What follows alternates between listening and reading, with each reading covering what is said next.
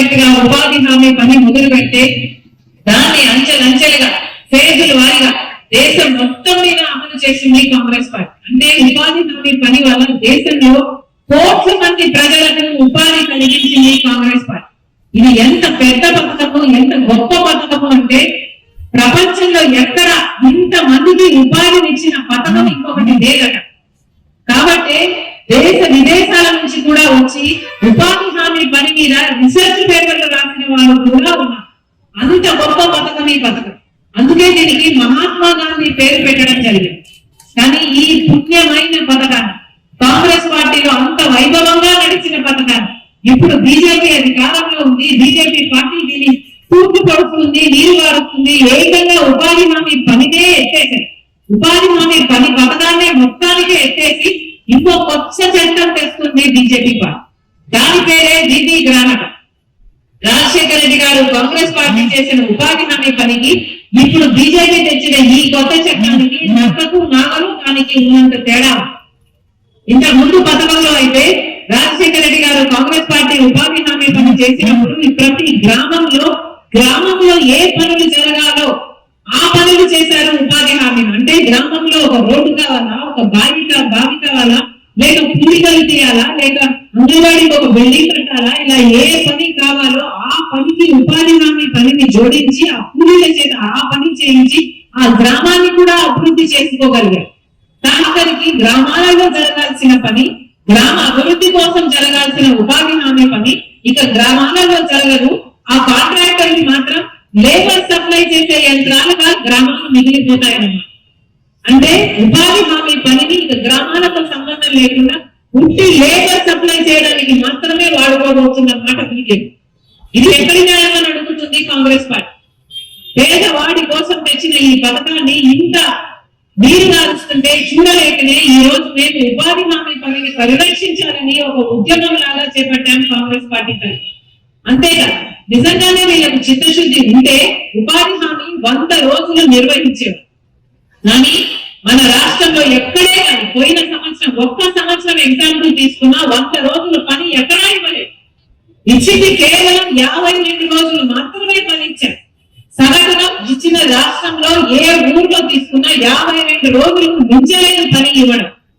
మరి అలాంటప్పుడు 52 రోజులు కూడా వీళ్ళు పని ఇవ్వలేదు. వీళ్ళు 125 రోజులు ఇస్తామని కొత్త చట్టంలో చెప్తున్నారు. ఎలా నమ్మాలి? 100 రోజులు ఇవ్వాలి కానీ ఇవ్వలేదు.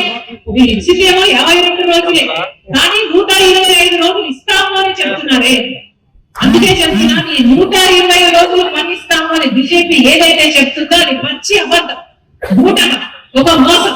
మిమ్మల్ని మభ్యపెట్టే ప్రయత్నం చేస్తున్నారు తప్పితే నిజంగానే వీళ్ళకి చిత్తశుద్ధి ఉంటే, వీళ్ళకి నిజంగానే 125 రోజులు ఇచ్చే చిత్తశుద్ధి ఉంటే కనీసం చట్టం చెప్పినట్టుగా 100 రోజులు పనైనా ఇచ్చేవాళ్ళు. ఇన్ని సంవత్సరాలు 18.5 లక్షల జాబ్ కార్డులు తొలగించేశారు చంద్రబాబు గారు ముఖ్యమంత్రి అయినా. మరి ఎందుకు అని అడుగుతుంది కాంగ్రెస్ పార్టీ.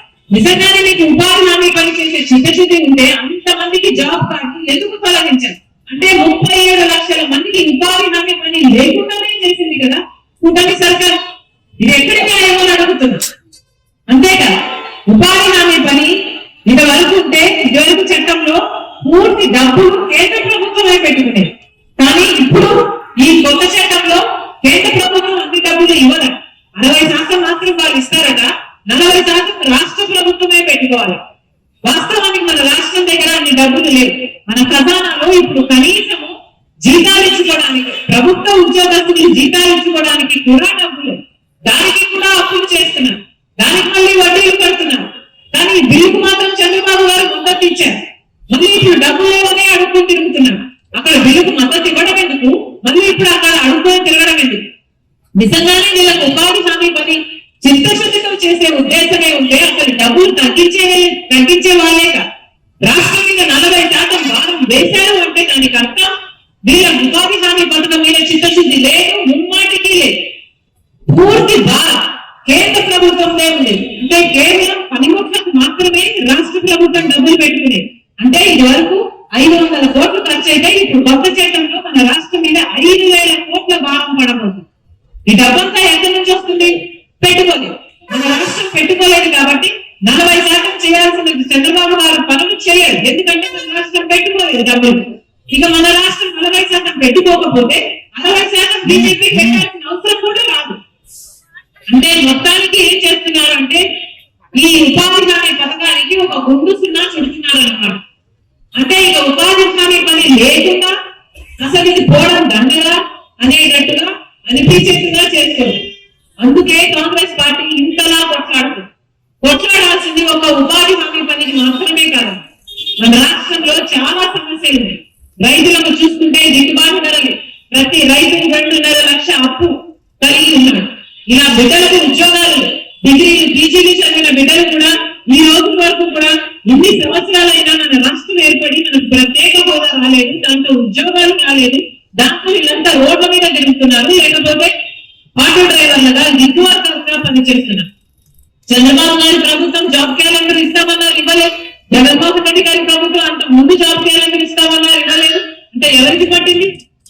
ఎవరు పట్టించుకోవడం లేదు. అంతేకాదు మన రాష్ట్రంలో ఎన్ని సమస్యలు ఉన్నాయో అన్ని సమస్యలకు కారణం బీజేపీ పార్టీ. కానీ ఒక్కరు కూడా బీజేపీని ఎదిరించే ధైర్యం చేయటం లేదు. ఎలాగో చంద్రబాబు గారు, పవన్ కళ్యాణ్ గారు బహిరంగంగానే కూటమి కట్టారు. ఇక జగన్మోహన్ రెడ్డి గారేమో అక్రమంగా కూటమి కట్టారు. కాబట్టి ఆయన కూడా బీజేపీ పార్టీని పల్లెత్తి మాట్లాడారు. అన్ని బిల్లులకు మద్దతు ఇచ్చాడు జగన్మోహన్ రెడ్డి గారు. మరి బీజేపీ పార్టీకి ఉన్న అన్ని పార్టీలు గుండిగలు చేస్తే మరి బీజేపీ పార్టీని ఎవరు ప్రశ్నిస్తారు? బీజేపీ పార్టీ ఏమో మనకు ప్రత్యేక హోదా ఇవ్వాలి, పోలవరం ప్రాజెక్ట్ ఇవ్వాలి, మనకు రాజధాని కట్టివ్వాలి, ఇంకా ఎన్నో విభజన హామీలు అన్ని నెరవేర్చారు. కానీ ఏది ఒక్కటి కూడా బీజేపీ పార్టీ నెరవేర్చదు. అడగాల్సిన నాయకులు ఎవ్వరూ అడగటం లేదు. మన రాష్ట్రంలో చంద్రబాబు గారు, పవన్ కళ్యాణ్ గారు, జగన్మోహన్ రెడ్డి గారు అధికారంలో ప్రతిపక్షంలో ఉన్న పెద్ద పార్టీ నాయకులు.